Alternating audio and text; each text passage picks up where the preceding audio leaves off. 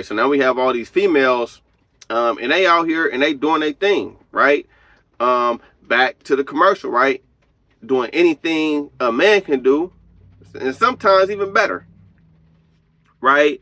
So it just kind of threw me off, right? For her to be saying like, oh, you know what I mean, it's weird that ain't no men helping me.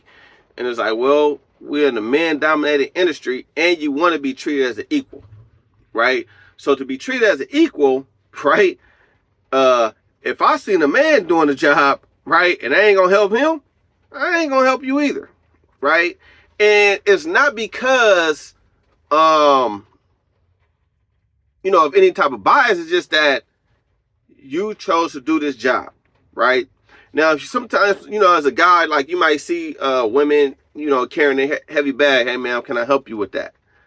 Right? You may be walking inside the building, walking outside the building, and you see a female behind you or something. You'll hold the door for her, right? Things of that nature, right? But when it comes to work, when it comes to doing your job, right? Everybody equal, right? Because when you sign up to do a job, right? This is talk like application, right? In most physical jobs, on the application, it says, you have to be able to sit for a certain amount of time, stand for a certain amount of time, right? You might have to lift a certain type of, a certain amount of weight, a certain amount of times, right? Throughout the day, right? Can you do this, right? It asks, can you do these without accommodations, right? 9 times out of 10, we check in, yeah, we could do that without accommodations, right? Because if this is what the job requires, like, if I need to be accommodated on an important part of the job, I'm probably not going to get the job, right?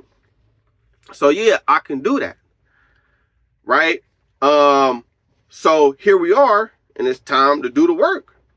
You got to do the work, right? We all took the job the same, the woman took the job the same as the man took the job, right?